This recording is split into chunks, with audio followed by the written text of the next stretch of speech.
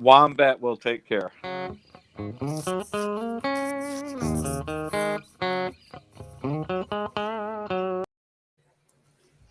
Hey guys, how is everybody? Hey Dave, hey Hello. Terry, hi Ann. Hi. Hey, everybody. G'day, everyone. I just got a notification. Ali's live. It's There all you Oh, good. go. Happy How are Mother's you Day guys weekend. today? Yes, happy Mother's you Day to too. all the mothers this morning here in Australia. It's Sunday here already, so it's actually Oh, Mother's yeah. Mother's Day. Just gone 8:30 in the morning here, East Coast time. So yeah, 8:30 in the morning, Mother's Day right now. So happy Mother's Day to all the mums out there that are in chat, and I'm sure there are lots. All right, Yeah, so happy Mother's Day to you guys. Hey Soul Sister, hi Amber, hi Jennifer. Just saying hi to everybody. So it's a busy weekend for everybody. Today, even Bentley was out doing stuff, but I was here at home. But I'm thankful for you guys to come on here anyways with me. I appreciate that. Thank you. Yeah, thank you for having us. Yeah. Sorry I'm not on camera, everybody. But I just to give the background quick, I have a surprise party for a good friend. So I'm hiding in a kid's bedroom upstairs to make sure I catch this Funny. live. So Are we going I to hear apologize. the people Uh, yelling? no, they're downstairs. So far it's very Okay. quiet up here. So Okay. that's good. But yeah, and I changed my picture because I figured my fiance would make me look a little better if that's possible.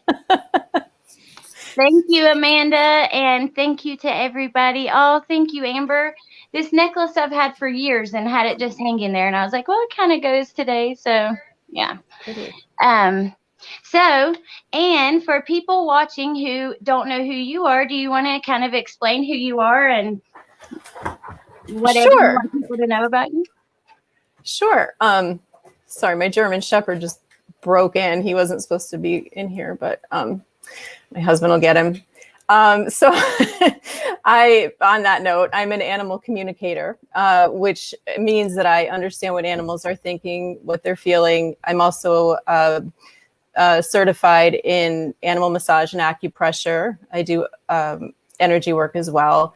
And that's sort of what I do now. But my background is that, and I have a channel on YouTube. That's how Alex and I sort of got talking.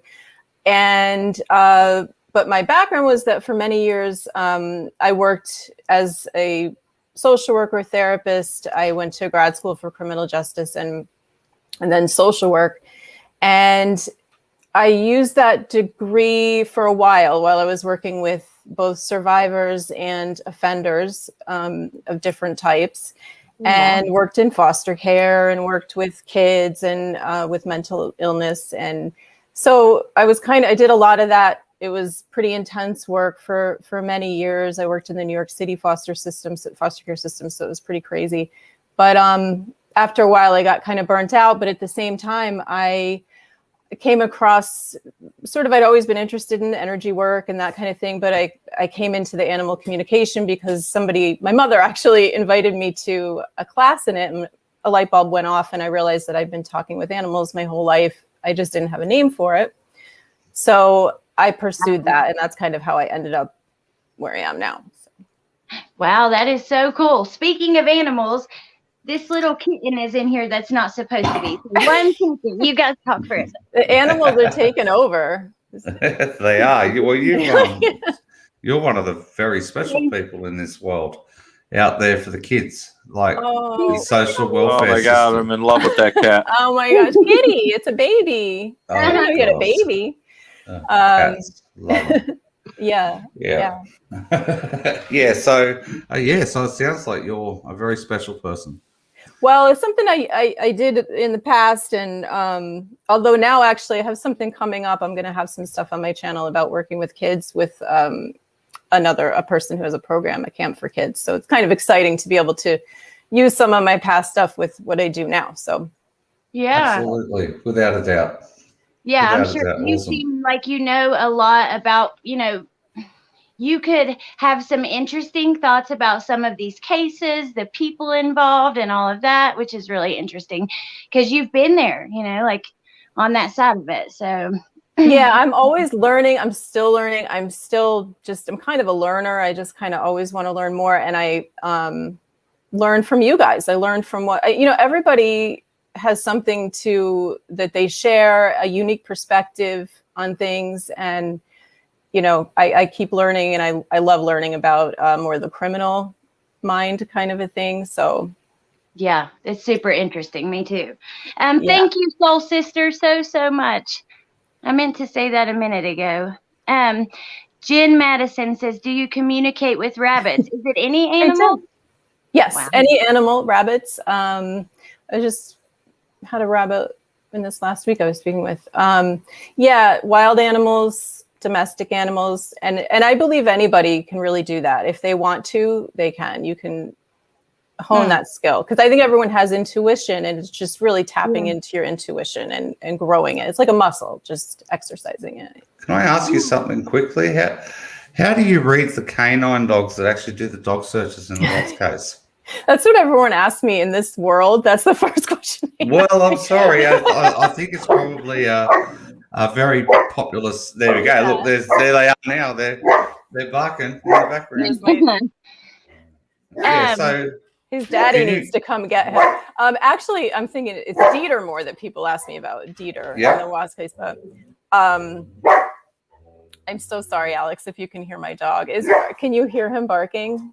Yeah, but it's okay. Don't even worry about it. We're okay. His dad doesn't realize that he's out. Larry has 2 dogs at his place that go nuts every time I ring him up. So okay, awesome. Okay. All right. Well, the thing with animal communication, we do have a code of ethics that was developed by someone named Penelope Smith, who was sort of a pioneer in the animal communication world. She kind of brought it to the public.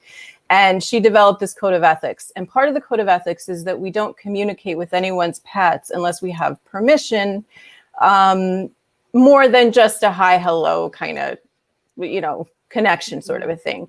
So as much as I'm telling you, it's hard for me not to, it's hard to resist connecting in with some of these animals in these cases. If I'm not asked ethically, I can't. It would sort of be like if it was someone's kid and you went up to their child and you were like, hey, how are you feeling about the fact that, your family went through this traumatic event? Like, tell me about it. You'd probably be like, what the heck are you doing, lady? Like,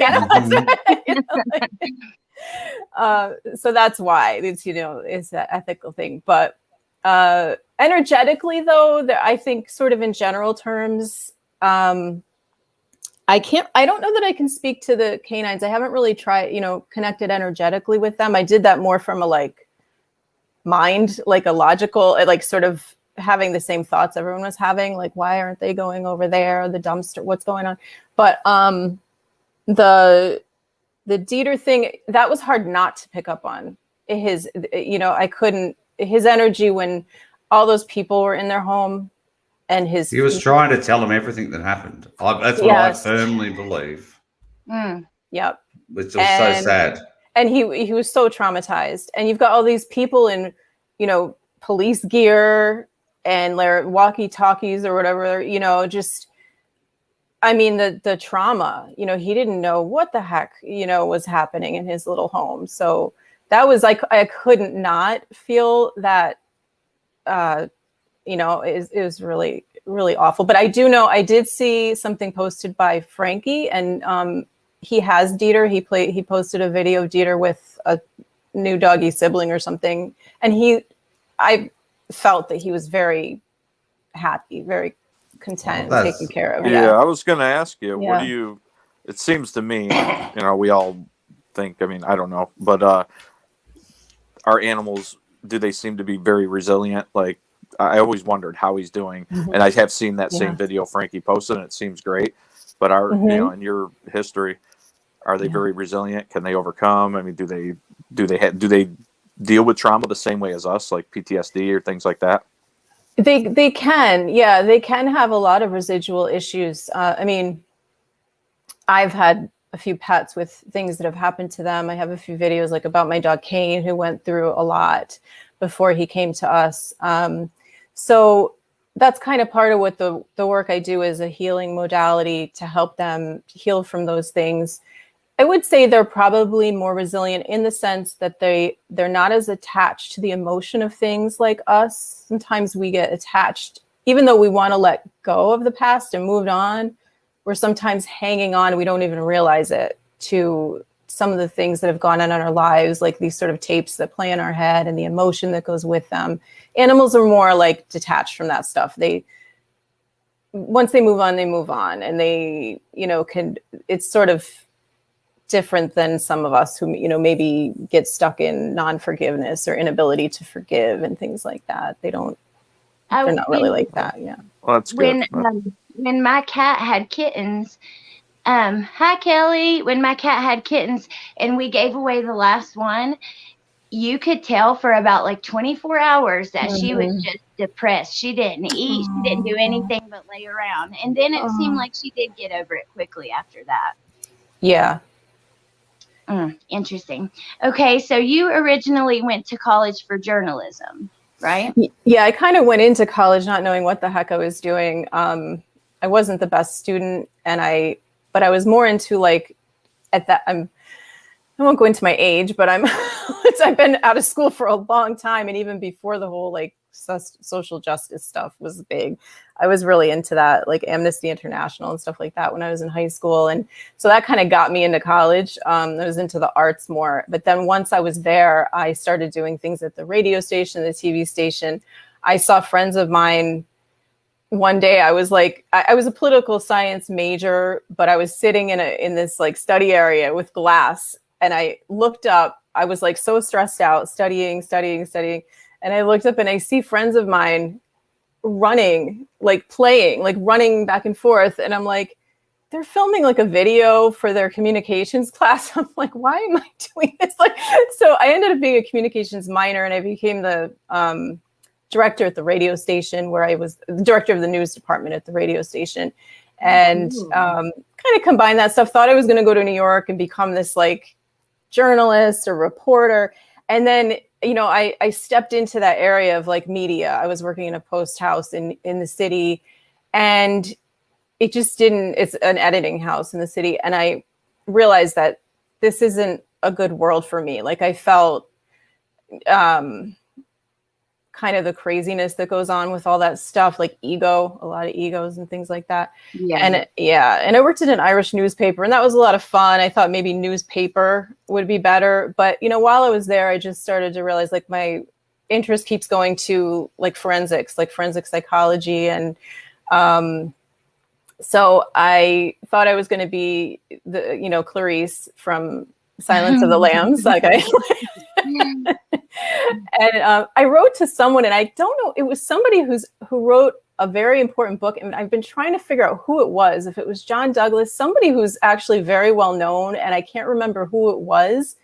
It may have been John Douglas, and they wrote me back, and I actually I asked them, how do I get into this role, behavioral science and everything, and they were like, forget it. Like, it's not like that. Like, it's not, we don't have like positions where you apply and you just like come in and all these people get into the department. It's like so rare that anybody gets on that team. So I don't know. I kind of left that behind and thought I would just, I pursued social work at that point and became a therapist and got my master's in that and criminal justice too. Put them together. And, that kind of led me into working with people. And I worked with victims of trauma and abuse in a specialized program in Westchester County, New York. And it was a great program.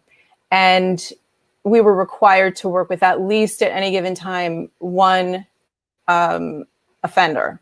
Usually it was a sexual offender. That was kind of our specialty. And it really gave me a broad a perspective, seeing everybody as human, and that we need to respect everybody. And also when I worked in foster care, I used to take kids to Rikers to see their families. And, these were their parents. I think I told you, Alex, once I asked a girl, we were taking like a whole family. I was taking a whole family, like this huge age range of children to see their mom. And it's a lot, like going to those places. It's, I think I mentioned they go through the baby's diaper to make sure that we weren't like smuggling stuff in. And we're on our way home. And I said, how do you feel about all this? And she was like, how do you feel about having to go see your mom here and go through this? And she was just like, it's my mom. Like it doesn't matter what she did or how she got here. It's my mom. So all that stuff just gave me, it helped to help me to have like to see everybody from all sort of angles and sides. And Yeah, that's to why, be able to like see all perspectives and see. Yeah. That's really good. That's crazy. Oh my gosh, what a life you've lived. And can I ask you something? You would have probably, because you are so familiar with the Watts case, would you have, like, you would have listened to Sydney and Ronnie and Jamie talking to Chris on their calls, or the interview, or basically the little video thing that they did together. And people are highly critical of Sydney and Ronnie because of the love they seem to show Chris and the lack of love they seem to show towards the grandchildren. Which I don't believe was done on purpose. I just think it was just the way it was perceived by everybody. Would you say that in the instances that you've had experiences with, would you think that's a common occurrence for the way the family were with Chris, although he's was about to plead guilty to annihilating his family, so to speak? Would you see that as a normal? Yeah, you mean the way they've been with him since then? Like the love they show for Chris, and you know, like, oh, you're so wonderful, son, but you know, they don't talk about the crime the grandkids as much. So I can't. I want to say I probably don't know enough about all their conversations. For one thing, I remember listening to a few of the ones with his father, and one of them in particular is hard to hear. It was really annoying, like something about the audio. And I just kind of got annoyed and stopped listening to it. But in general, I would say, like, just generally speaking, I think that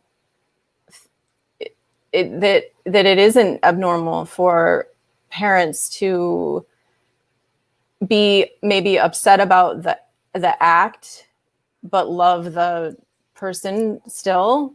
You know, hate the sin, love the sinner is sort of the Christian term, but and you know, and I think Ronnie is a Christian too, so that's definitely a part of the Christian faith, is, you know. And so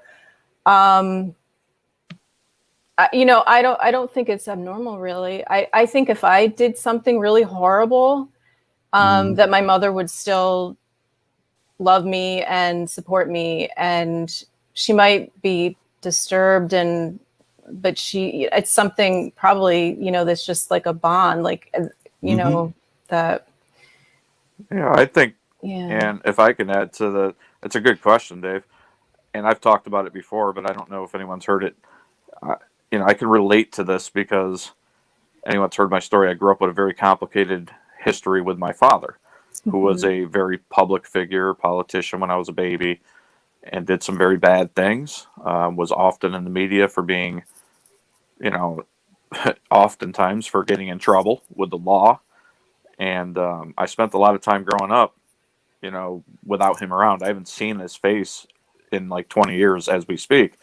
But one thing growing up as a junior, you know, I had his name and I happened to go into politics as well. I had to constantly fight that. And if sometimes people see me getting defensive, that might be in my nature.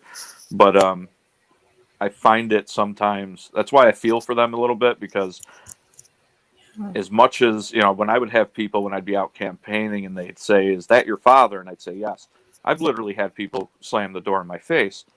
And I started saying to people afterwards, I said, you know, I'm not going to take it anymore. I'm going to say to them, you know, if reading the newspaper about him 20 years ago or 30 years ago upset you, imagine what it did to me and my brother and my sister, and how it affected us. So while I don't agree with my father, I've had my own complications and not a great relationship. I find it offensive when people ask me to denounce him or to not love him. I'd be lying if I said I didn't still love him, because he is still my father. I don't have a relationship like I do with my mother. My mother is my life, but you know, yeah, I guess he is still my father. So we don't talk about what he did. We just keep it focused when we do talk on the phone or whatever on, you know, he's my father. So I find some of that to be, it's hard for me to judge them. Me too. It is their son. I think that we have not been through what they're going through. So, you know, we can't really say how we would act. I don't care what my kids do. I'll be there to support them until they are no longer breathing or I'm not, you know. And I think that we're all human. So, I don't know. Thank you so much, Vanessa. I appreciate that. She said she enjoys you guys as well. I originally back to the journalism thing, which we can go back and forth, but I originally wanted to go for journalism as well. But back then, like with the internet was not like it is now. And I was kind of like talked out of it, almost like it would be hard to find work, or you know what I mean? It wasn't going to be, you wouldn't have a steady job and benefits and all of these things. And so I changed my mind 100 times and really probably should have stayed with that. That was something I really, you know, they tell you pick a job that you're going to like doing. And then that would have been like the only thing I would have liked doing, you know, that I could think of at the time. So I don't know. It's kind of a thing. Yeah. But I think that happens to a lot of us. I mean, you start looking at, you get practical, and that was actually another thing with me. It was really hard to get into that field in New York. They wanted to pay me, I think Fox offered me like a intro job where I would get paid at that time. Like it was so little money, and I had to be there at 3 a.m. and take the subway. And it was just like not going to work. Couldn't live on it, you know, that. So yeah, it's a tough field to get into. It helps to know people or to live in a place where you can get into, you know, it's difficult. I think we all kind of do that, or a lot of people do that. We go for the practical in life, maybe, but you're doing it now. That's the thing. Like things have changed so much that it's so interesting. You're doing it now. Like it's just like think about, okay, like musicians or like just musicians. They used to have to get in front of a record executive or all. Now they can just post their video on YouTube or Facebook or Twitter or Instagram. And it's just so cool. And everyone's carrying around like the internet on their phones in their pocket all the time. So most people are getting their news from like getting information and doing stuff on the internet rather than TV or, you know, newspaper or whatever. So yeah, exactly. I'm on YouTube all the time. I can tell you an interesting story. Barry Morphew is probably the best example. I woke up the other morning, a couple of days ago, and I ducked out onto the I can hear an echo. Has somebody got their YouTube going? No. All right, it's all good. Sorry about that. Okay, so anyway, I tuned into Unmasked, who actually had g'day Lana. Anyway, I tuned into Unmasked, and they were covering Barry Morphy has just been arrested. And I thought this was pretty cool. Well, obviously it's horrible for Suzanne and the kids, and but great that seriously, it's a great thing, everybody, that Barry Morphy was arrested. He's been a suspect for a year, and I think it's fantastic. But what I found unbelievable was I'm watching it on YouTube unfold live with Vanessa and Teresa, and about 35 to 40 minutes later, it finally made it to free-to-air television in Australia, the story breaking. So there I was watching Vanessa and Teresa on YouTube with a live coverage of him being arrested, and it hadn't even made it to mainstream media in Australia yet. I just thought that was pretty cool. That is so cool. It's so cool. And you know, there's another example of when, like, okay, his daughters, everyone is talking about, you know, they showed up in court with heart signs and telling them they love their dad and stuff.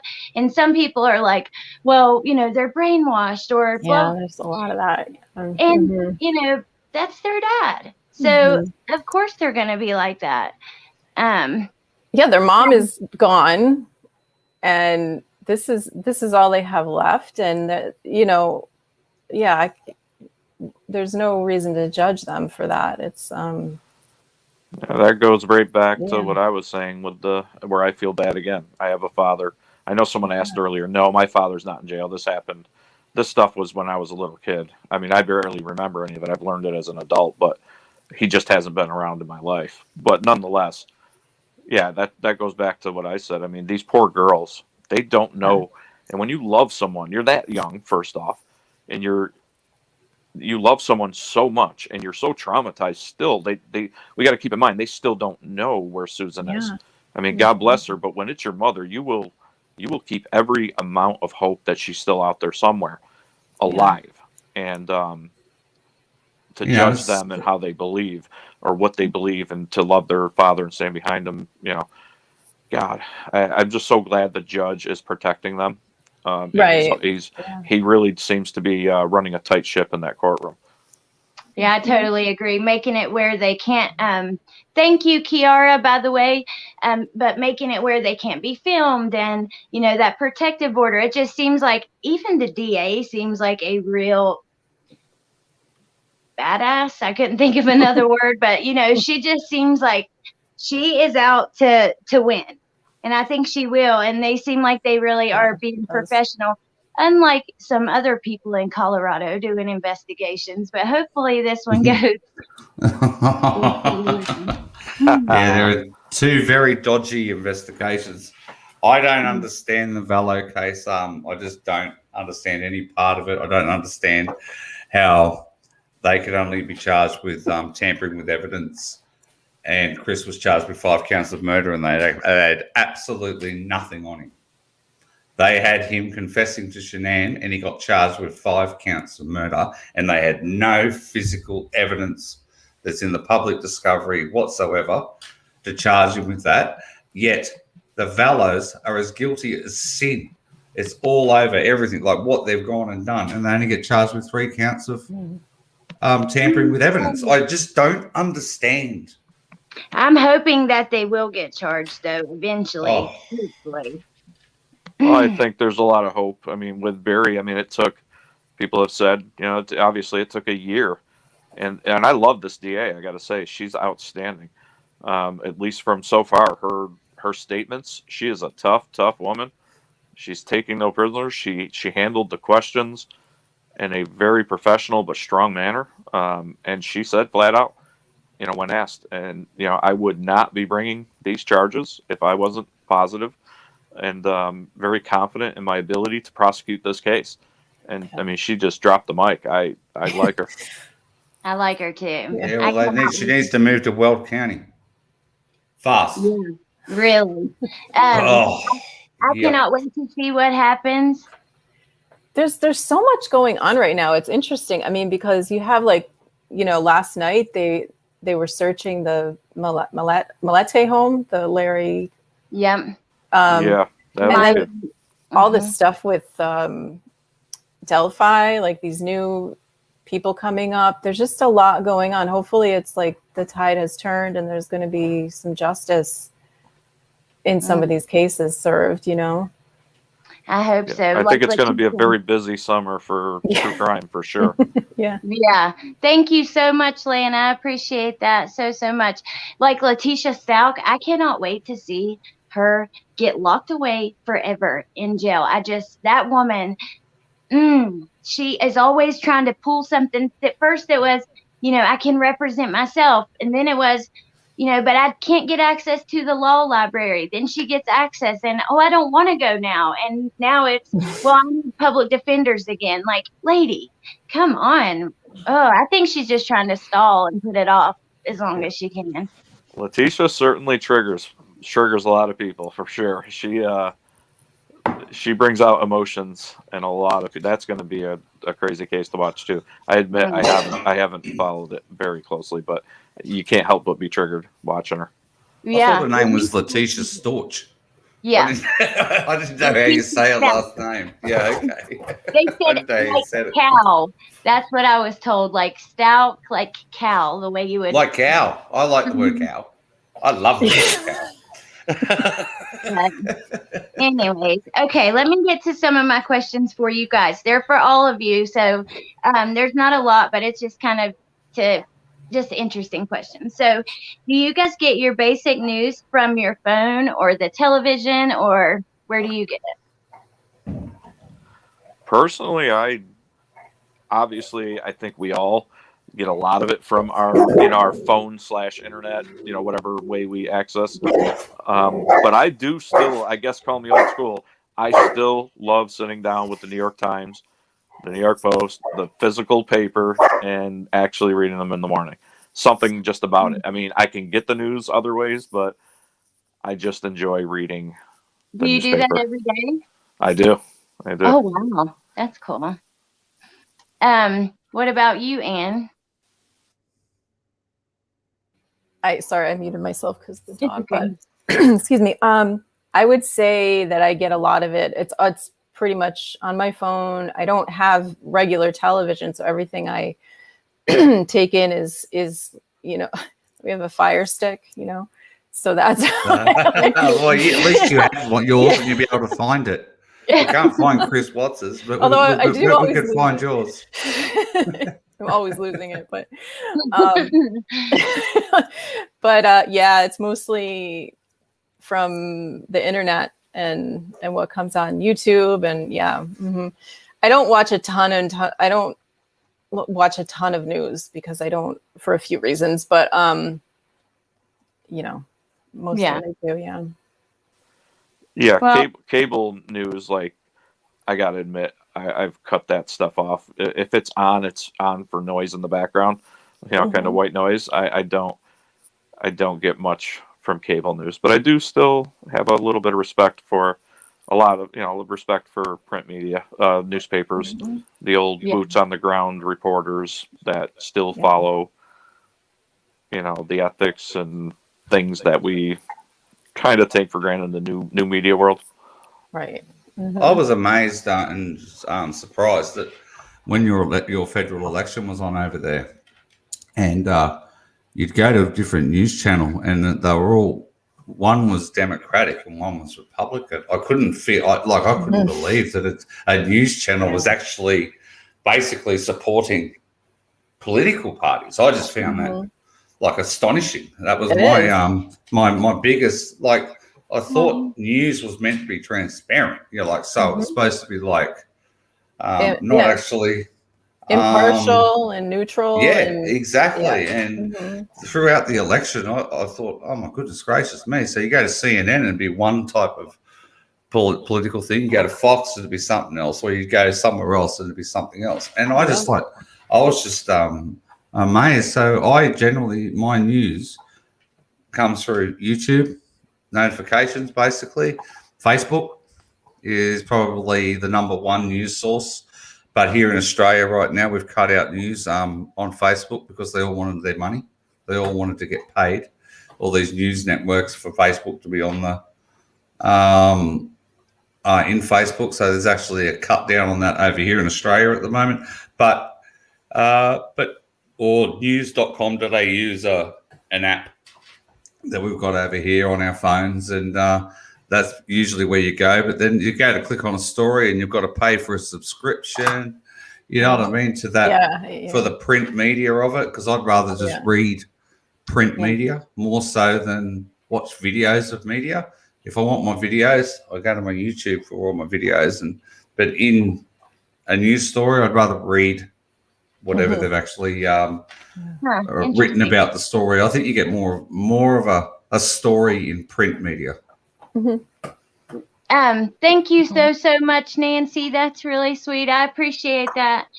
Well, you know what, you guys, I subscribe on YouTube to all of these major cable news companies, but they're all owned by the same corporations. But you can get on YouTube and find a lot of independent journalists that have channels that cover, the news, and that's usually where I like to go, especially. Yeah, I won't say who, but that's Larry knows. There's a great point you just made, Allie. I mean, I don't know. Of course, I'm going to botch her name now. Oh my gosh, but I think it's Lauren something with an S, who I've started following.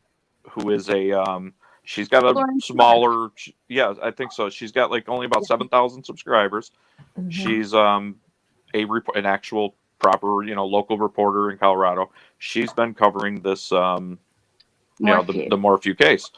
And man, she's outstanding. And so she brings, there's on YouTube, it's funny. I look at it and I thought to myself, we all kind of, in a sense, are journalists, but entertainers and also just personalities.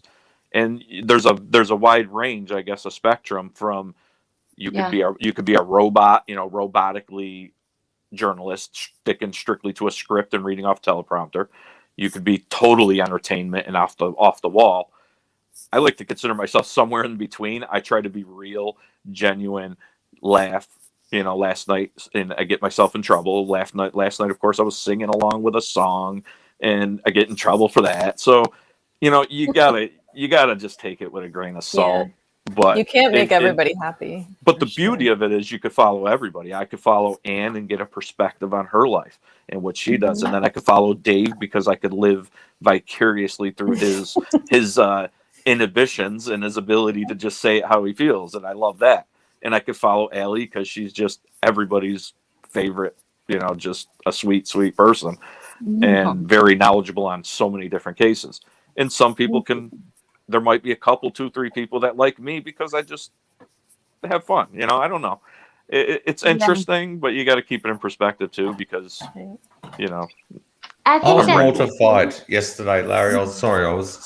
I was mortified yesterday when I was modding for you on your channel, and you decided to play a hip hop rap song. I'm like rap. Oh, yeah, goodness, that's rap, what I was talking about. Great rap music. Awesome. I saw it. that actually. No. Anyway, Larry plays this rap song, this particular rap song, and it's sung by an African American gentleman. Okay, and he says he has the N word throughout the song, and Larry was singing along to the song, and the thing is, he's a Democrat. Everyone, like, he's here for the underdog. He's here looking. He's always represented the underdogs of the world. Democrat. I'm a progressive. Correct. Okay, and people, if they don't like that, that's fine. Yeah. Okay. So he does. He backs the underdog pretty much all the time. So there's no way in any way, shape, or form that Larry's racist. He played a song that he likes, and that's all he did. And he was not out there advertising the N-word. He was not saying the N-word to anybody. He was singing along to a song. I was verbatim. I'll yeah, and I know some people have asked, and I'll do it it's once. It's all good, right? The thing is, but as soon as it was done, the trolls, which were a subject we're going to get to, all started to appear. And then while Larry was live, other channels decided to go live and saying Larry's a racist. Well, I can assure everybody, Larry is not a damn racist. All right, he sang along to a song that had the N-word in it, and that is it. Well, I can tell you this, Dave. Last night after the show, because I was talking about it, so I went and looked at my original from the National NAACP, my original membership card, and it'll be 16 years this year that I've been a member. I actually was a board member on our local county chapter. My district I represented was, and again, I shouldn't have to even explain it, and I'm not going to anymore, because a lot of people, good, well-meaning, by the way, big supporters of mine, sent out messages saying, you should edit that out or delete it. And I said, and I went back and rewatched it, and I said, this was one of my funnest lives. And I literally was verbatim singing the words of DMX, who just passed away, God rest his soul. And, I'm 42. I grew up on 90s, 80s hip hop, and I was singing the songs that he intended as his art, that he wanted people to buy and sing along with. That's what you do as an artist. And so it wasn't derogatory. It wasn't racist. It was me singing along and having a good time, which is what they intend their art to be done. And even if I offended anyone, yes, of course I apologize. That's not the case. If someone is sensitive about it and they think, for whatever reason, because it's not my problem to, it's not my position to where I can judge someone else's feelings. If they really truly are offended and not just using it as a troll, then of course I apologize. However, on to the bigger subject of trolls, what I said to a lot of my well-meaning supporters are that I'm not going to go back and give in to deleting and editing it. Number one, I'm sure everyone's downloaded it and they'll make their little parody videos. I can't help that. They can do that. I'm not going to run from it. If I didn't say that last night, the trolls would have found something else I said, or they would have called me Mooby again. And like they will find the most childish things to do. What we have to do is just have fun, and that's what I did last night. And I'm going to continue to do every show is be Larry, be genuine, not take myself serious. It's not my career. My life doesn't change. My fiance still loves me. My dogs still love me. I still own my home. I still have a career.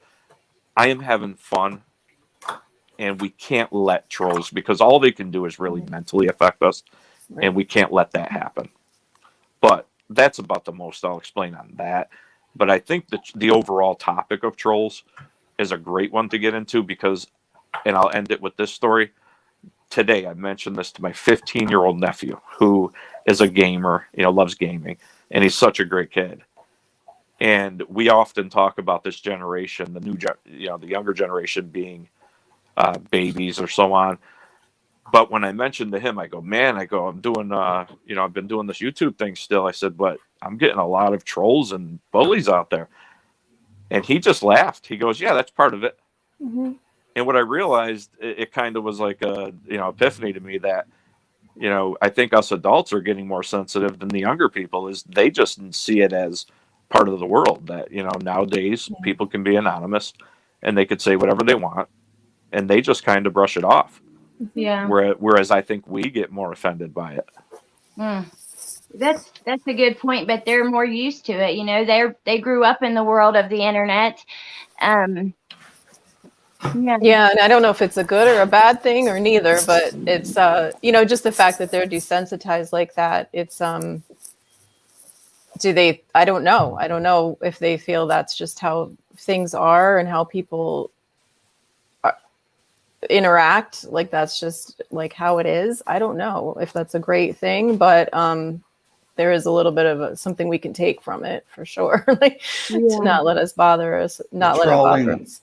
Trolling leads to bullying in chats, especially in chats, more so than the trolling of the actual creator who's on the channel. You can find that people start attacking people in a chat, right, because of an opinion. I don't think that's right any way, shape, or form. As soon as I see anything like that, or my moderators on my channel will just simply remove the comment, and because there are people after a live love to look at the chat on their device and see what everyone was discussing, etc. And the last thing you want to see is negativity in the chat. I mean, that's just the way I look at it. Yeah. Especially this channel here is allowing bullying. Like, really, I mean, that is my biggest thing that trolling leads to. That's my biggest nuance, I would suppose, that I just cannot stand, because the amount of young people out there in this day and age where that you've heard of them self-harming because of the bullying through trolling on channels. It is affecting the kids.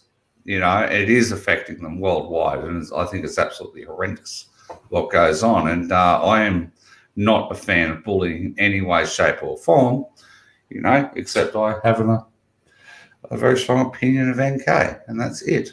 Yeah. That's where it ends. Well, that's different. That's a little different. I don't know. See, even when I was like younger in school and stuff, like I was friends with everyone. I kind of talked to everyone. I like to stay neutral and avoid conflict. And when it comes to like people giving opinions, I think if they're giving you their honest opinion, they can't help, how they feel or what they think, but they're being honest. And they're not being rude about it, that's okay, no matter what the opinion is, Absolutely, without a doubt. But when they start being rude, like like on YouTube, I've had not really a lot of trouble until that live I did on Justin Evans. Yes, that live. You guys, I cried myself to sleep that night. It broke my heart. I woke up with swollen eyes because I just was like, I just wanted to help. Why do people not want to get the all sides to a story? Why not before I did the video, and this was something I wrote down, I had dislikes before we even went live. Why are people disliking videos they haven't watched? That is just complete completely ridiculous because I was letting her have a chance to tell her side and nice to her and stuff. I mean, she was actually really nice to me personally. As far as her and I like her, and I'm not gonna be mean to somebody. I don't know. I just didn't understand that. I don't understand why people don't want all sides to this story, and it was a rough one for me after that. Now I kind of know like the trolling because ever since I've had people commenting on my other videos about it and everything. I mean, and it's been just, yeah. And then Anne emailed me and she sent me this quote about like journalism being like, it doesn't mean like you don't have to be unbiased. You just have to make sure your method of finding out information is unbiased by getting all sides to the story. And it's on my Facebook group, but it was really good. And thank you for that because that made me feel so much better. Yeah, it was just like on my, I mean, that was crazy watching that. And on top of that, you had the chat, which was like going super fast, which just made it even more like, it was just one of those things that, I don't know, maybe we'll look back and laugh in the future because it was just such a setup for like insanity. But I think everyone was like just feeling for you watching that, like trying to control the chat and trying to answer questions. And then you've got people being incredibly rude and out of line. And I literally woke up the next morning and it was just on my heart to write to you about it because I thought that was really rough. And, I wonder how she's doing after that. And it really hit home with me when I was watching all this, talk about like seeing changes in the world from me being pre-internet, growing up without the internet and seeing how people behave and just being struck by the fact that people don't want to allow other people to say their story, say their side of things, and thinking we are so lucky that we live in a country where we can get on here. Like, we can sit here at 6:30 and Eastern time and, get on the thing and talk to people and talk to each other about how we feel, what we think. You look at North Korea and it's like, let's respect that we have this, like, sorry, and count our blessings. Yeah. And just, and respect I think that's what struck me is like, we have to get back to that go back to just counting our blessings that we live in a country where we're able to do this. And let's start there.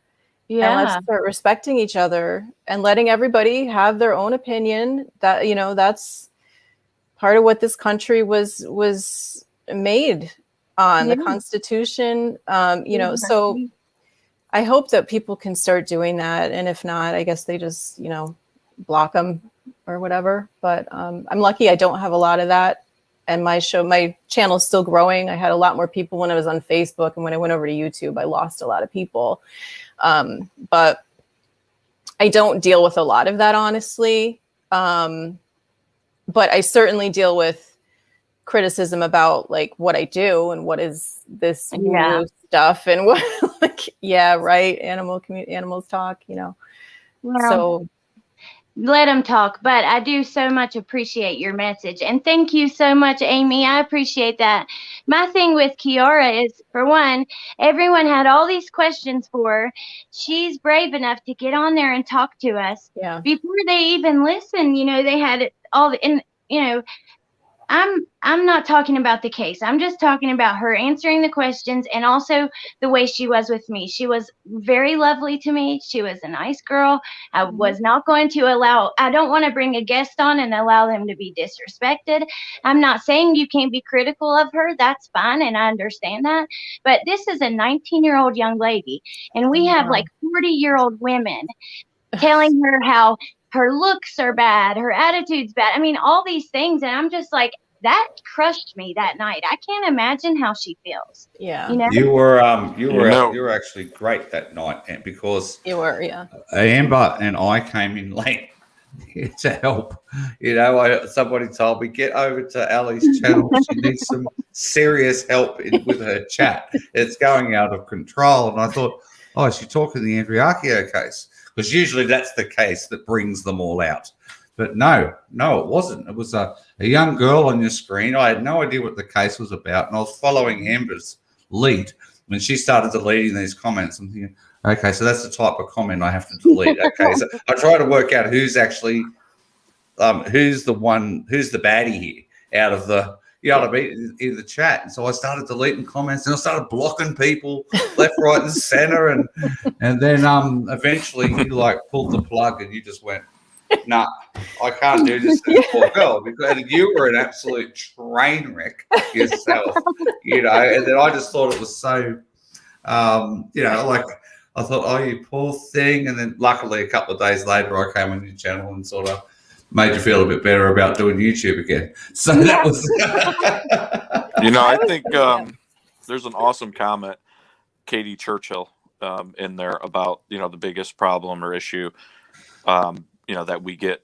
not only, you know, Allie, but this applies to all of us, I think. Sometimes we're too busy looking at chat instead of focusing.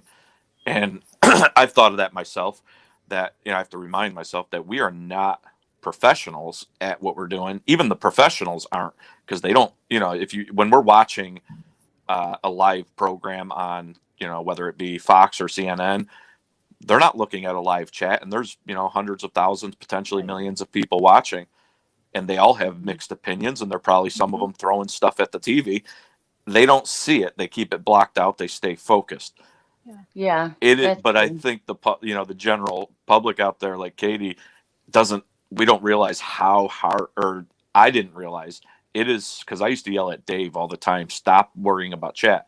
Now that I have a show and do it myself, I kind of realize it's not as easy as I thought it was, because you are looking at the chat. You're trying to engage with, you know, people that come in that you feel like, you know, I mean, these are friends of yours. And then you get people, you always get that case. For me, it was the Andreacchio case. For you, it was the Evans case that night. And, you know, we get that case where suddenly we are bombarded and the hate just starts. It's hard not to, it is hard. It's a balancing act. You know, I have a slight history in journalism. I was actually a city editor for a local newspaper for a short period after I left office. And I also did, while I was in office, I had a little radio program. Granted, I didn't know much about it. They had their technicians run it. I just sat there and talked to guests. But it was a whole different world than this. This is not the norm, to be having a live full of, especially you didn't expect it. And I was in there for like a split second that day. Then I left, and I had no idea there was ever a problem till later, when people were messaging me, please go help Allie. And I was way too late for it. But there were like 600 people in your chat. Yeah. And apparently, you know, when I watched insane. Apparently you got bombarded. Yeah. And I've been there. I feel so bad for you, because I've had that happen every time I talk about Andreacchio. It comes up. I thought Watts was bad, but no.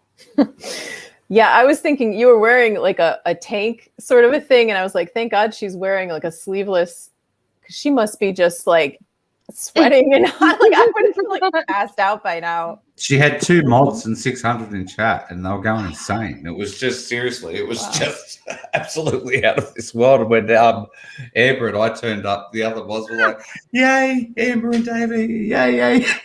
And you know, what I'm always thinking is when people are saying stuff like that, when you're not the person in the hot seat and you're looking at, like personally, I'm looking at these people saying this and I'm like, how internally, like, how sad must you be? Or how, like, why are you doing this? What is going on in your life and going on for you? Like, how much unhappy are you that this is something you want to be doing? Like, like to me, these are like faceless people that, you know, are just like typing all this stuff, and people take it so personally. And it does cause a lot of harm. And the, you know, suicide rate is gone up so much with social media, with especially like teenage girls. It's like an epidemic. And, you know, when you really think about it, these people are just, to be saying things like that, something's wrong with you. Something's going on inside of you that you need to go work on, that you'd be sitting here on YouTube on a Saturday night putting out all this hate. Other people. It's sad. It really is sad, you know. Says more If I about can them answer than- Nicole's, because Nicole did pay you for a question. Yeah, that's I why think I it's put a it up on the screen. it's a good question, Nicole. And I think Nicole is a best-selling author, might I add. Nicole's great. Nicole's great. I've heard her Okay. on a panel. But anyways, it's a good question, and I think I've lived by that standard because a perfect example is I don't think anyone would call me and Lana the greatest of friends, although I've had her on my panel. She was respectful, but she often plays the same. I think we like the same music. She plays the same music on her channel, and I have never once implied that she's racist, nor do I think she is. It's the same music, and she bobs her head and sings along to it. I don't know if she's actually said, but I mean, either way, I mean, it's the exact same situation, and I never would call her racist for it, nor do I believe she is. I think she has every right. That's what these artists want you to do. I mean, this is their music and this is their art, and I think that's just a cop out to try to point something like that out and use it. I didn't use it against Lana, nor would I. Yeah, I don't know. I think that the way that I like to live, and I've made mistakes before. Back when I was growing up, if you said the N word, like not with an R but with an A in a song, it wasn't as. Today it's a different time. There's a lot of stuff happen racially in the country and stuff. I just would, me personally, just try not to offend people, and if you do, you just tell them. Yeah. And that's why I say I am sorry if it did truly offend someone.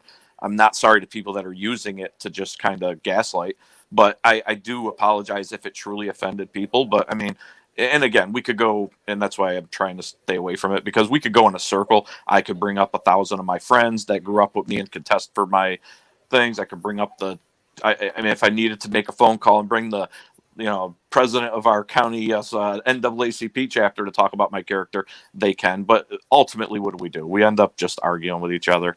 It's not worth it. I mean, I've explained it.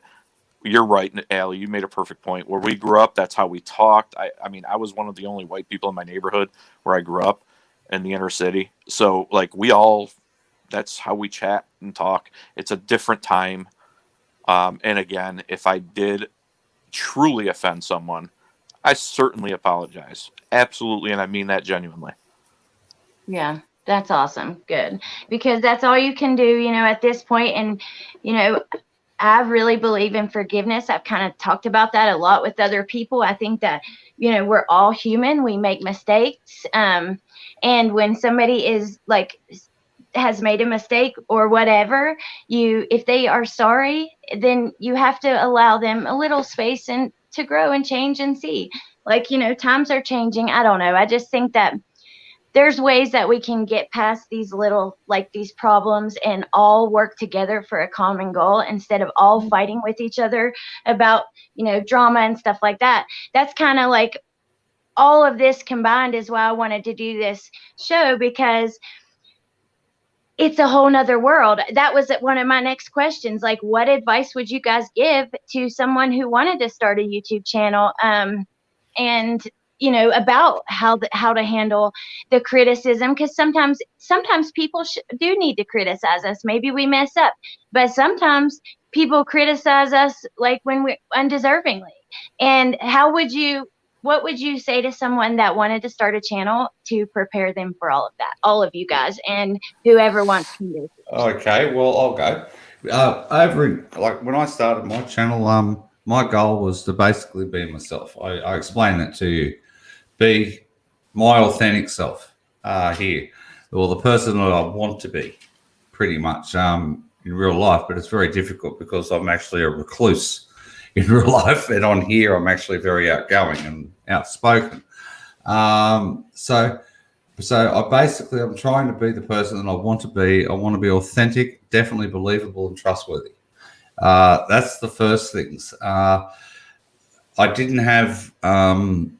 I wasn't very strong when I first started my channel. I wasn't very good at accepting criticism. I'd swear and yell at people and tell them to go away in no uncertain terms, which did, in fact, lead me down the track that I just discussed about bullying. It was like I was bullying back at the actual person writing something toward me. So I then took a step back over a couple of weeks, and I looked at the way I was and the way I was being, and I thought, I don't want to be like that. I want to be a bit different. I want to be accepted for who I actually am as a person, it's very difficult because I've lived a life that's been quite hard, having Asperger's growing up. So it's very, very difficult. You have no idea what you've been doing wrong for 41 years, and then finally you're told. So for the last 9 years, life has been a whole learning experience all over again. So I find the way to deal with bullying and trolling, because people love to come into chats and just start a whole new subject. That's what a part of trolling is. People, they'll just come in and throw a random something or other, and we've had a wonderful chat going along, and then somebody just throws something random in, like what he's talking about, for example, and the way they write it is the way you read it, and it's very difficult to look at what people are actually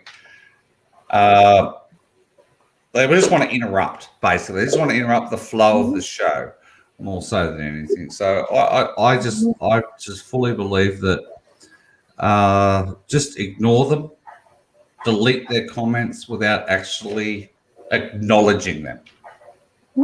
That is probably the best way to do it. Or block them, obviously, if they come in and just say something. Like there's been a number of comments that have just come in and going straight at Larry today. That's probably a perfect example. And the mods have done the right thing, and they've just got rid of them, as they should have. And nobody's got to bring up here on the panel, pretty much, something directly that's been in chat that's been of a negative. And I think us four here have actually handled it very, very well. Especially Ali, that's why you need your mods, because you need to trust them to do their actual job. Because when you're on StreamYard, you can't see what gets deleted. It's only when you're actually in. Oh, I didn't know that. All right, it's only if you physically delete someone or block somebody yourself out of StreamYard, you can actually see if they're blocked or deleted. But it's in YouTube where you can see all the messages getting deleted. And okay, so as a channel owner, if you're looking at YouTube, you'll see. But the other day when you had that young lady on with you, you would have just seen all of the negativity going up the chat, flying up the chat, but a lot of it was actually getting deleted. But you couldn't see that because you're looking at StreamYard. So that's just something that's something for other creators to think about. You want to be looking at the other chat, the YouTube chat, and you can see what your mods are doing and the wonderful job they're doing. Okay, I'm gonna have to go check out some of my old videos and look at the chat and see what was deleted. Exactly. Yeah, I think Dave gave great advice. My advice, it's hard for me to give advice because I'm still learning, as you can see. It's a minefield that you kind of, and what we do, which is, commentating on true crime cases. As you found out with that case, you really sometimes don't even know what you're stepping into with each case. And what kind of emotions or teams, I guess you'd say, are on each side, and they find out. And nowadays with the internet, it's so easy. You put up a live, because we do lives, so we usually put them up before we go live. Well, they have enough time to blast it out to all their different groups, and make sure they mount up the troops to come in there. And Dave's right. He makes a good point. What they're trying to do and attempt to do is just to take the focus off of the presentation. And sometimes I admit they've won on my end and gotten to me. And that's why I've had to regroup and say, one of the things I'm learning is when I start the show, I like to say hello to everyone and talk with people and do a little opening. And then I'm trying to get to the point where once I get to my presentation of what I want to talk about, I will turn off the comments tab. So I'm not even looking at comments at all. Only time I'll see them is because a super chat will come through that gives you the notice or whatever. Yeah. But I kind of skip away from looking at any chats at all, and I focus on just something else. Even if I'm looking at a blank space, I don't look at anything so I can keep my focus. That's, I guess, one of my things. And also just, which is easier said than done, having thick skin, because you're going to And I've watched a lot of, if you just go in and on YouTube and type in dealing with trolls, there's massive YouTubers that have millions of subscribers that all put out really good videos and panels about this topic. So it's something that everyone deals with, even the massive YouTubers. You have to just literally find a time to ignore it, or find a way to ignore it, not even address it. Some people have given me the advice that you just literally have to act like you don't even see it and move on.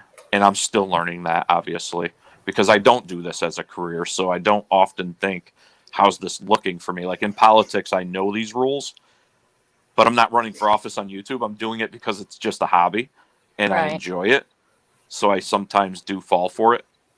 And I'd also say the biggest advice is be careful who to trust, because you don't know in the end of the day. And I don't mean this with anyone. Like, I've made some really good friends, but I've also learned some lessons that you don't know at the end of the day who everybody is, what their real life story is. And I hate that it has to be that way, but you need to be guarded. Don't be so open. One of my, my brand in my life has always been that I'm open. I just say what it is. I tell everyone my real name. I tell people, I've told people where I live. Like, I don't care, but I think maybe I needed to tamper that down. I may have underestimated the internet. Interesting. Yeah. And before you go, let me real quick say thank you so much to Mod Squad. I appreciate that so much. And Robbie, hi. I'm interviewing him on Tuesday, and I cannot wait for that, you guys. But okay, now you can go in. I'm sorry. That's okay. I love Carol, by the way. I love that name. His hamster, I think, is named Carol. Cracks me up. So my brain's going all over I'm kind of like you, Dave, where later in life I realized I had ADD. So I'm kind of trying to realize my brain just goes ping, ping, ping. I have all these thoughts about it. I think I maybe come from a little bit of a different angle now in life, because it's more the spiritual for me. That's what I focus on a bit more.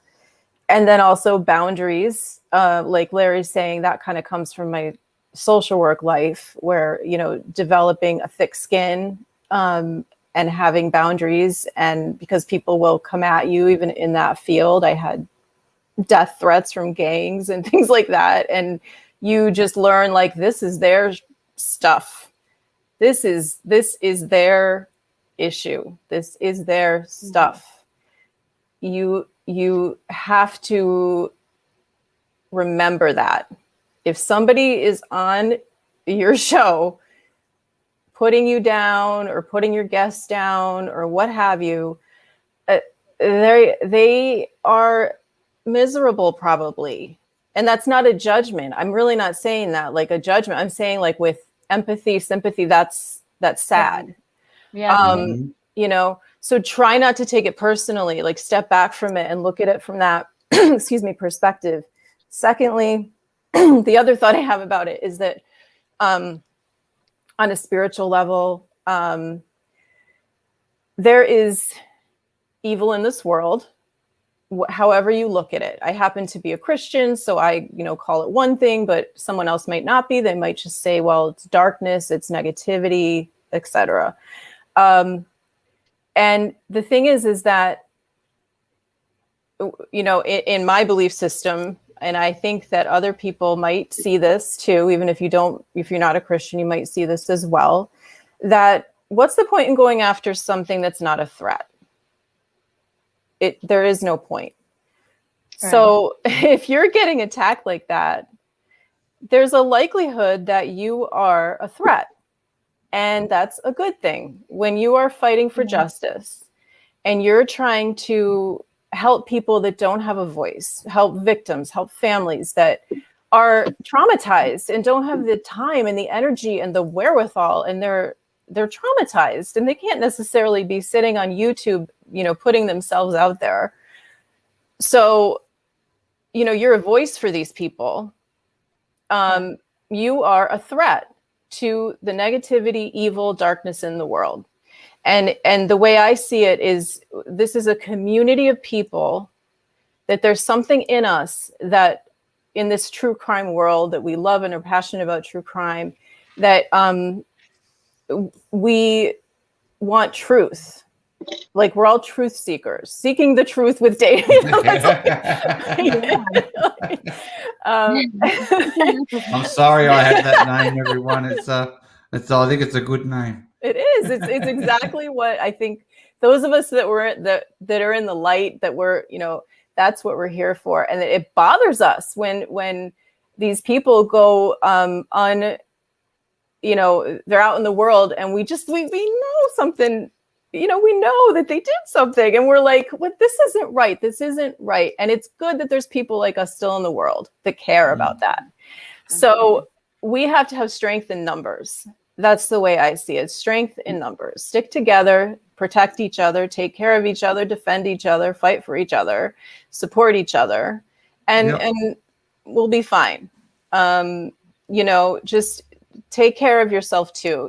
Make sure that you so hook up with the right people, make the right contacts and friends, and that's important. Don't be like a lone wolf, even if they're not on YouTube, people just in your life that are healthy people to go and talk to and give you some perspective when you get some comments that are horrible. You can call these people and they'll say, yeah, so what? It's a stupid person out there, and have that going on. And then, just make sure that you have, a perspective that this isn't your whole life, that there's more important things in life than YouTube and how many likes you get and how many subscribers you get. And I can tell you, I've been doing my show for I don't even know, I started a couple years ago on and off, and then I really committed to it about a year and a half ago.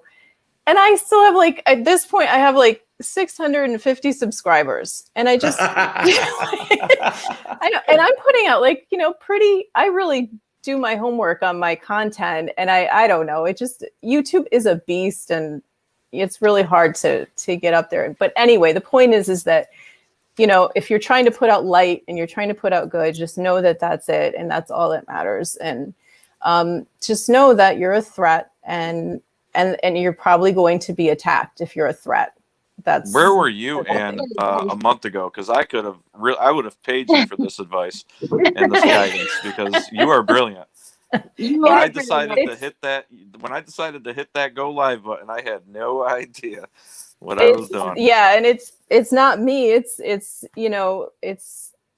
frankly that stuff I've learned through other people who've gone before me, and the Bible. What Jesus has taught about having a certain kind of a heart for people and forgiveness, and not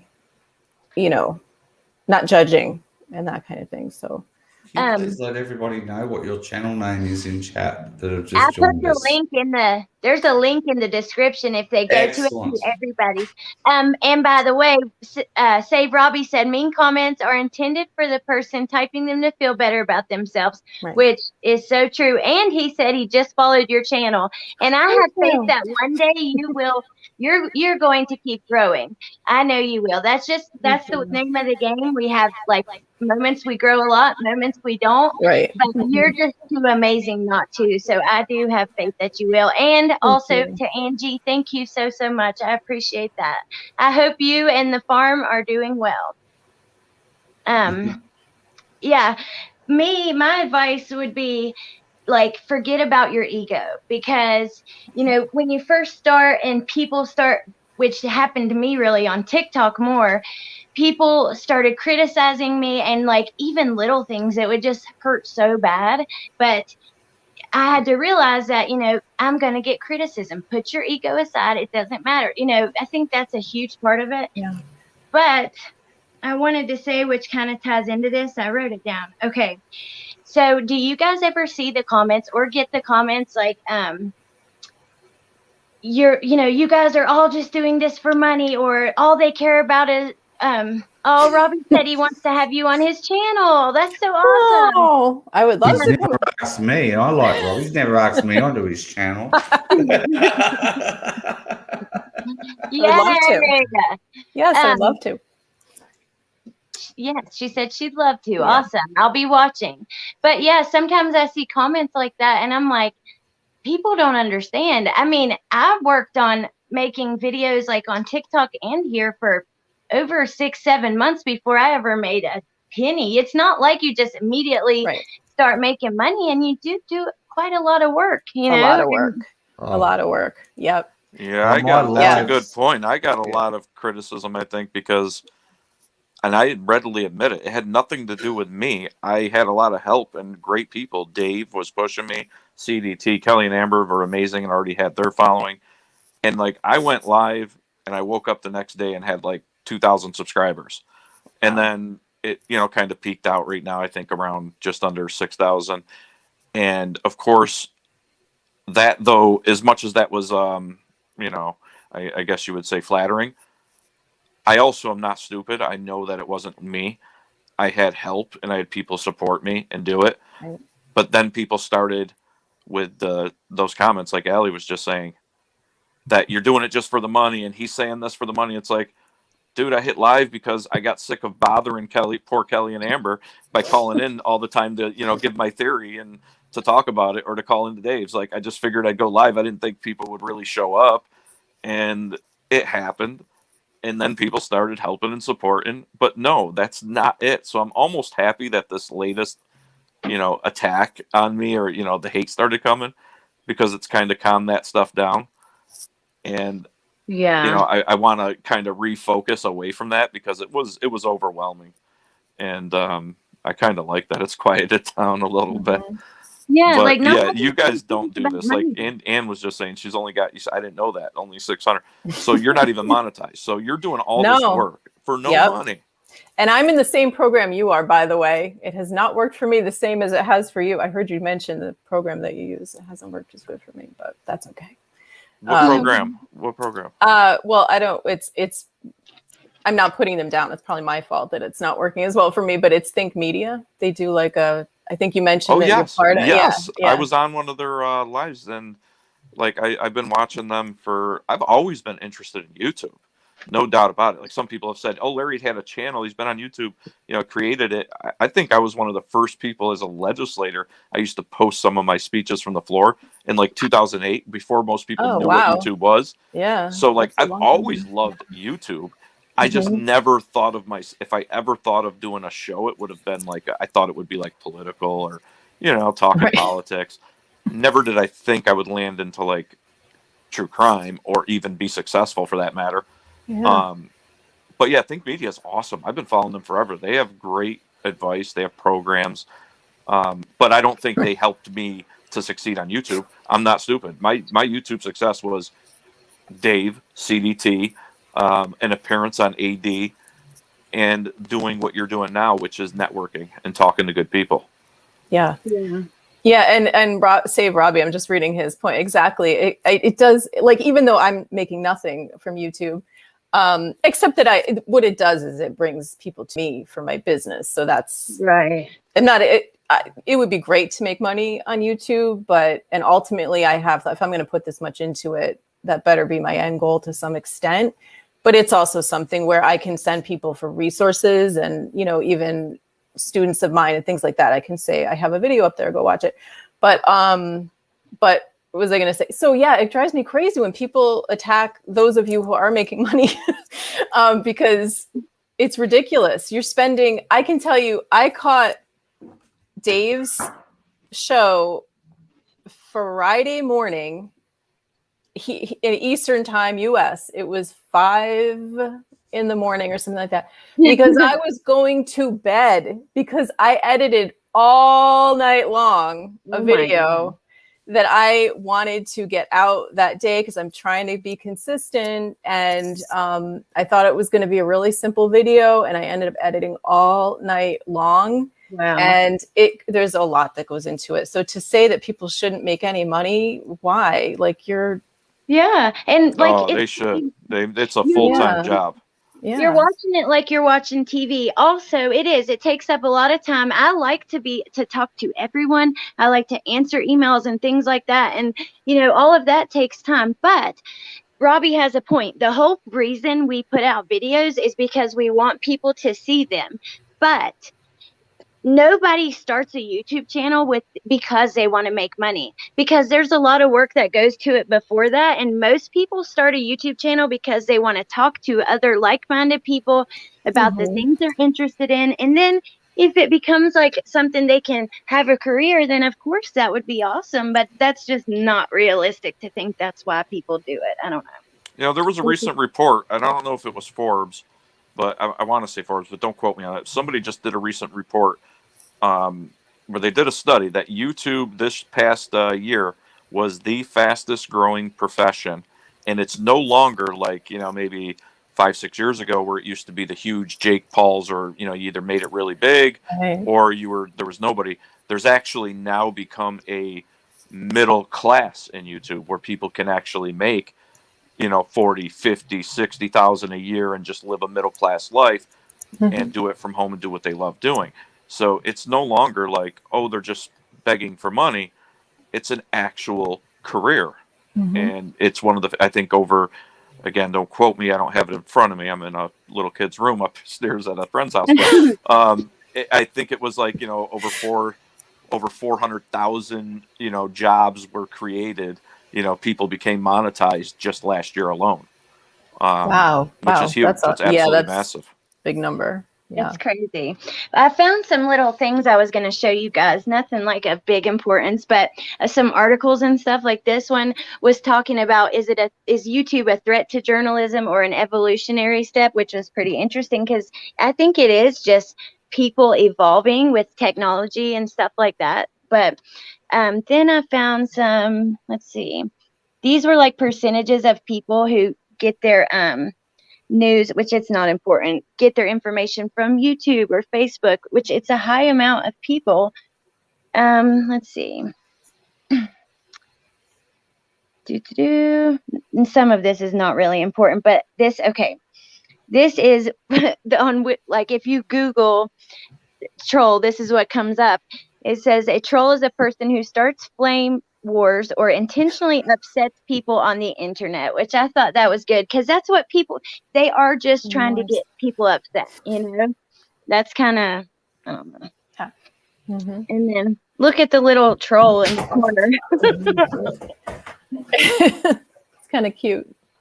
It is cute. But then I saw this. It said people who self-identified as trolls scored extremely high in the dark something of personality traits: narcissism, psychopathy, Machiavellianism, and especially sadism.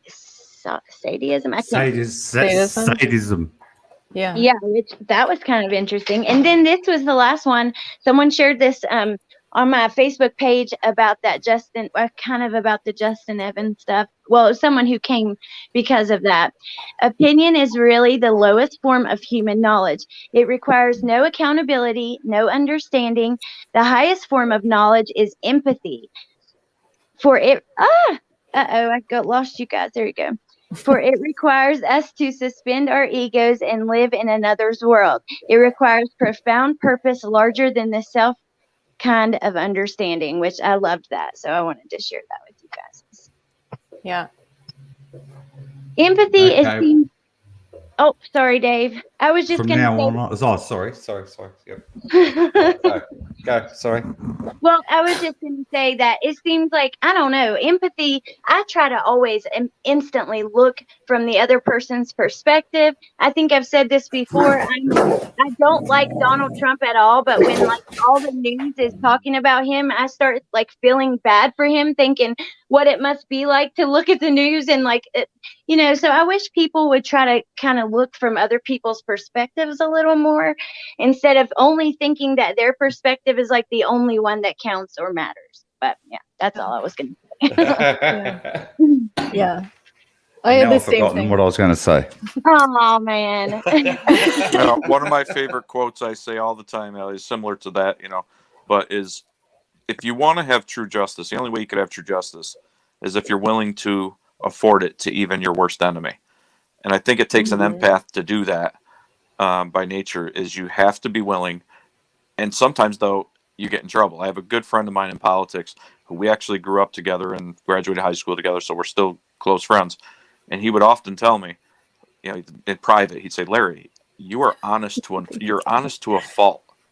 You tell that's the problem with you. You can't shut up, even if. And I said, yeah, because I want people that are going to tell me the truth. And if I see my worst enemy, someone I dislike, that an injustice has happened to them, I'm going to stand up for them, because otherwise we never will end that cycle of injustice if we just say, yeah, he was screwed over, but I don't like him, so he deserved it. Yeah. No, you can't do that. You have to be able to say that was wrong. I don't like how he's being treated, or she, and I have to stand up for them. And likewise, you have to also tell your friends, like Wombat, if I disagree with him, he's a good friend of mine, but I have to be willing to tell him that. Yeah, that's awesome, because you don't want yes people around you who won't.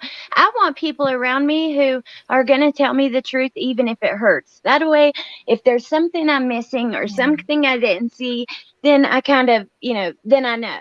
I think that's so wonderful. That's the way we all need to work on being more empathetic and more honest, even if it's hard to be or scary to be, And in For sure. a shameless plug for our great friend Nancy S in chat, and I'm sorry to interrupt you, but she always lets me know when I'm busy on the weekends or doing a show how the Yankees are doing. She's a fellow Yankee fan, and the Yankees win. So sorry to interrupt the show there. I'm being a troll, but Nancy, thank you so much. That's great news. And Ann, I assume as a fellow New Yorker, you're probably a Yankee fan. I do. I'm, not one to like sit down and watch a game on TV, but going to the games in the past has been fun. And I would say if I had to be giving a side, I would definitely say nice. The Yankees. Yeah. Awesome. Definitely. I have to say, I love that people self-identify as a troll. That's hysterical. Like self-identify. Well, there's a great. I'll share it on my I'll share it on my community page. I didn't want to do it, but since we are, which I think is good that we're addressing the topic. I just watched a long documentary the other night about internet, trolls and all that, and it was a very serious documentary, not complaining, and it was a well-produced one. I think it's good. Yeah, I'll share it on my community page. Hopefully you guys will see it there, and then you can if you get a chance, watch it. They do talk about that. There's actually groups out there, and these are like, what surprised me is these are very educated people, and they are proud trolls. Like what they've done, for example, there's in this documentary, I didn't realize this, but there's groups out there that they are proud of the fact that what they'll do is they'll target obituary sections in newspapers, and they think that they are actually challenging the First Amendment, showing the power of the First Amendment. And they're going and they're going. You know how you can nowadays you have like legacy.com and newspapers. You put your obituaries on there, and they go on there, and there's comment sections. They will get trolls in their groups, and they literally run to all these people's obituary sections, and they start making the most derogatory comments about the person that passed away. Now their families, and they're proud of it. Like they actually gave interviews in this very serious documentary, and they showed themselves and said, yes, we're proud of it. We, feelings have no place here. This is the First Amendment. And I go, oh my God, I can't believe there's people that think like that. Yeah, that's scary. That's very scary. There's like bigger YouTubers that have actually grown out of, like Trisha Paytas. She has grown from being a troll. I don't know if you guys know her, but so she posted like way back in the day, she posted like, I love Mitt Romney, and then I'm voting for Trump, just like controversial topics. She even said once, like, I took a DNA test and I'm African American. She is not. I mean, and she purposely says outrageous things that will get attention, and she's grown that way and stayed relevant that way. It's crazy. I could never live with myself to do that. Like, I don't know why. Well, some people argue. This morning I was watching because I'm into boxing. I was watching about this whole celebrity boxing thing, the Mayweather versus Logan Paul. I don't know if anyone saw this, but Logan Paul is fighting Floyd Mayweather, and at the recent press event, Jake Paul, his brother, these two who became massive millionaires off of YouTube, and they got in a big fight. And I just find it interesting that these kids, and I guess you could credit them, but they just say the most wild things, and they purposely create hate, but it's become a massive moneymaker for them. That's crazy. Yeah. And let me just say, I'm not saying there's anything wrong with voting with Donald Trump, you guys.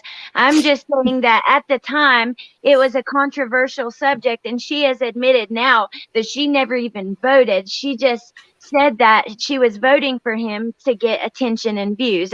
I'm not saying that, he's not, I'm not getting into my beliefs on politics. I don't want to alienate half of you guys. That's not what I'm here to do. Good decision. Yeah. And thank you guys for all the nice comments, Mod Squad. Thank you so much. Ann B said that your channel looks so interesting, Ann, and she can't wait to watch your video. Thank you so much. Thank you. I want everybody here that's been here today to watch this live. I want you to all go over there to Ann's channel, and I want you to all sub. End of story. Just want you to subscribe. I mean, I even subscribe to Chicken Lady's little chicken channel the other day. So, all right. So thank you so much. All right, I really appreciate it. Thank you. And I will be binge watching Ann's channel tonight after I get out of this party and get home tonight. So that'll be my Saturday night. Did you break out of the kids' room? I'm gonna come in there soon, and she's going to see, I'm gonna bring my cat on there. I'm really excited. Yeah, I'm excited. Yeah, we're gonna have Alex's cat. I'm gonna communicate with the kitty, and we were also gonna talk about the animals of true crime and how they're victims as well of these, like we kind of did at the beginning. For people who weren't here, we were kind of talking about like Dieter and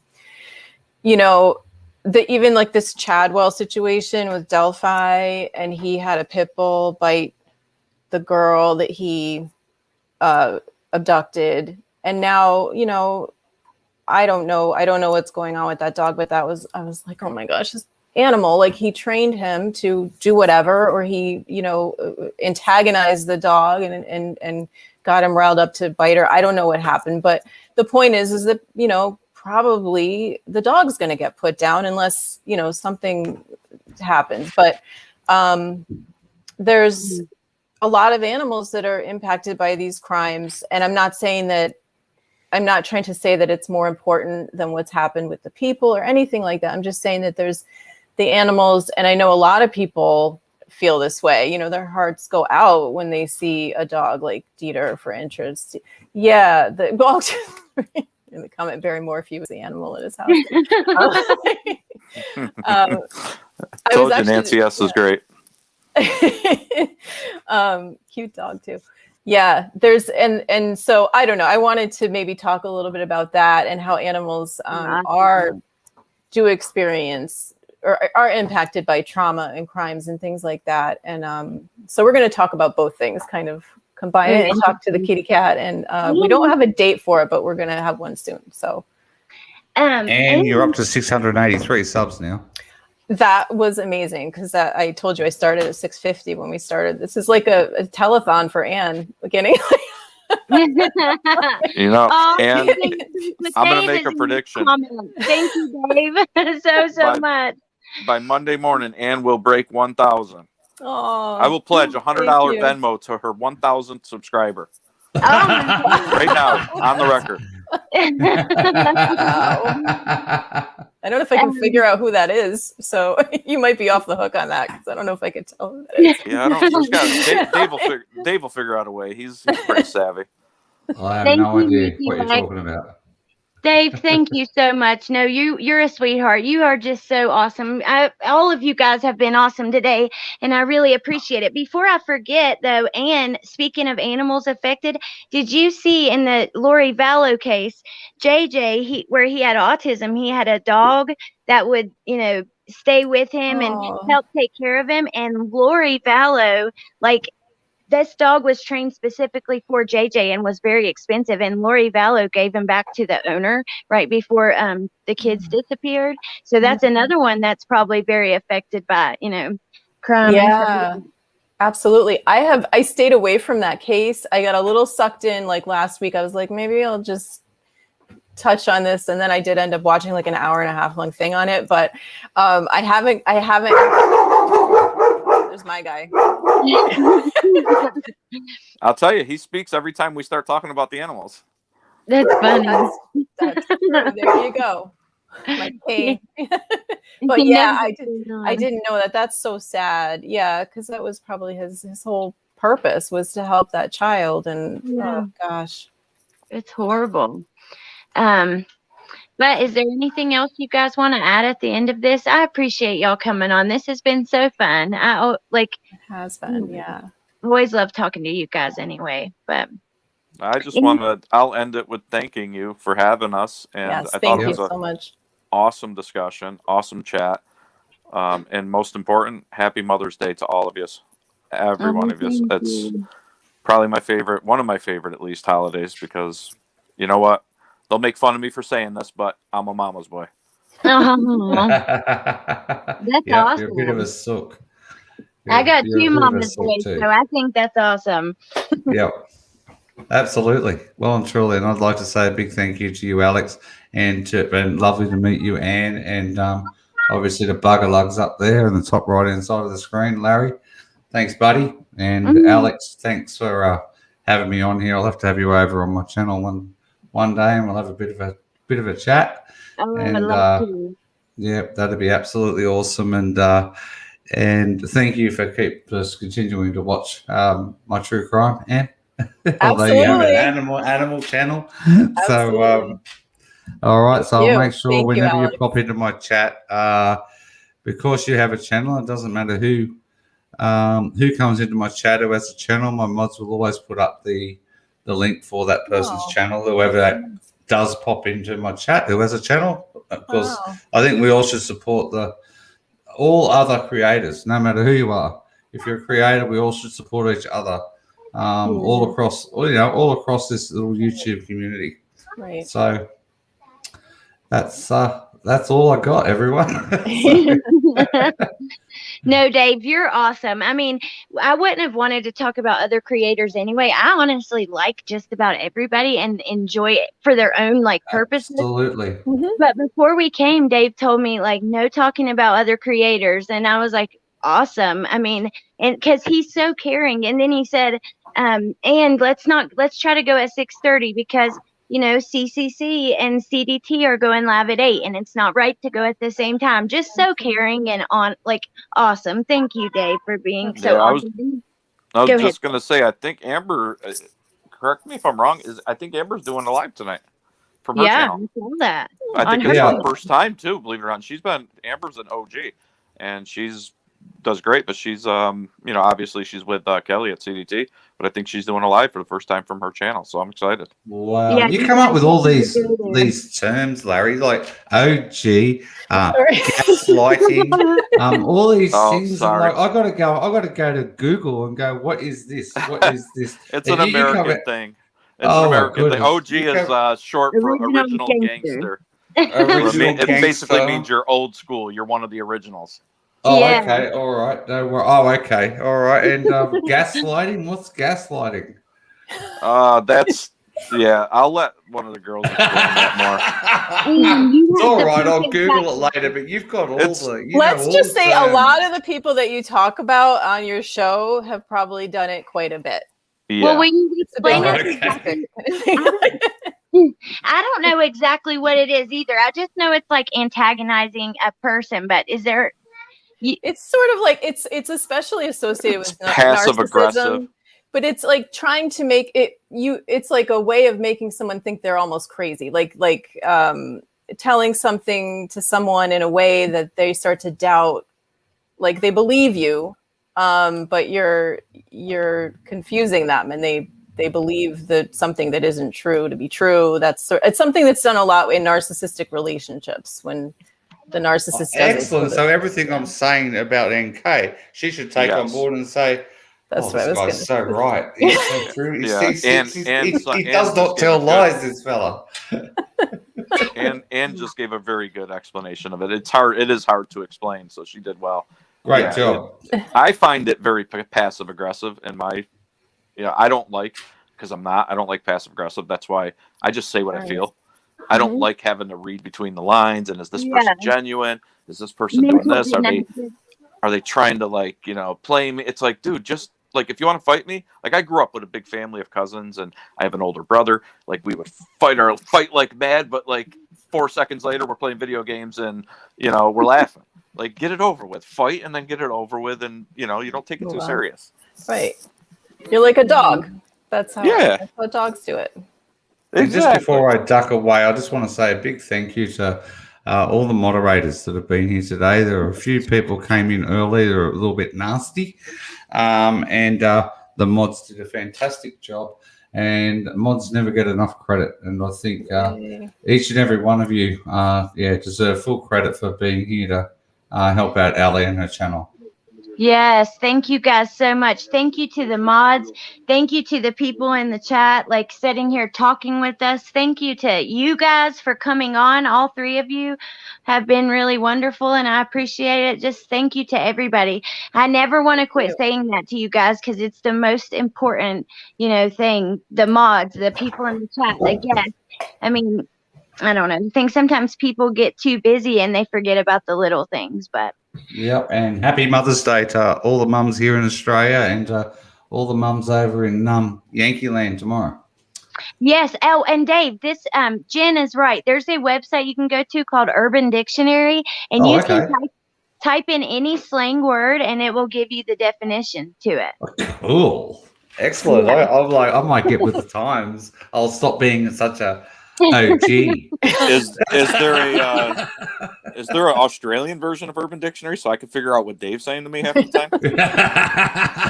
time? Yeah, well, there you go, Bogan. Yep. All right. Yeah. And thanks, I just Ali. want to add to thank you so much, Ali, for having me on, and thank all of you for all the content you bring and the clarity that you bring. And you know, it's just good to see people who are trying to bring the truth and help others. And also, I just wanted to say, you know, prayers go out to all the people who have lost, to moms who have lost children, pets, loved ones on this day tomorrow. There's a lot of people out there hurting too. So absolutely, just want to acknowledge those people too. So that was awesome. And thank you so much for coming. And yeah, everybody who's lost their mom or their child or something, I'm sure Mother's Day isn't so fun. Right, lost their mom too. Yeah. Yeah, my heart goes out to all of you guys. I'm so sorry for that. I can't imagine. My mom is like, you know, everything to me. I don't know. I'm a mommy's girl. Like Larry's a mommy's boy. I'm a mommy's girl. So. Yeah, I can't imagine losing either. I often say mothers amaze me because they have, no matter what their profession, even if they're stay-at-home moms, they have the answer to everything. I don't know how, but they, whether they're a doctor, they're a lawyer, they're a, you know, a psychiatrist, they can do and fix anything. You know, it's amazing. They're maids, entertainers, like play buddies, all that stuff. That's funny.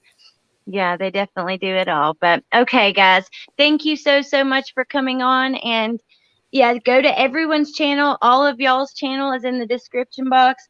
Plus, I started a Twitter with Kelly and Amber, so we can like tweet to Rourke and different people like that, which I have been tweeting at him and stuff. But that's in the description. So then I linked Kelly and Amber's channel, and Amber's going live tonight. So just check out the description box for all the links to keep you busy for a while. Thank you. Awesome. Thank you. Thank you. Thank you, guys. I'll talk to you soon. Have a good night. Good night, everyone. Morning, whatever. Okay. See you, everyone. Bye-bye. Cheers.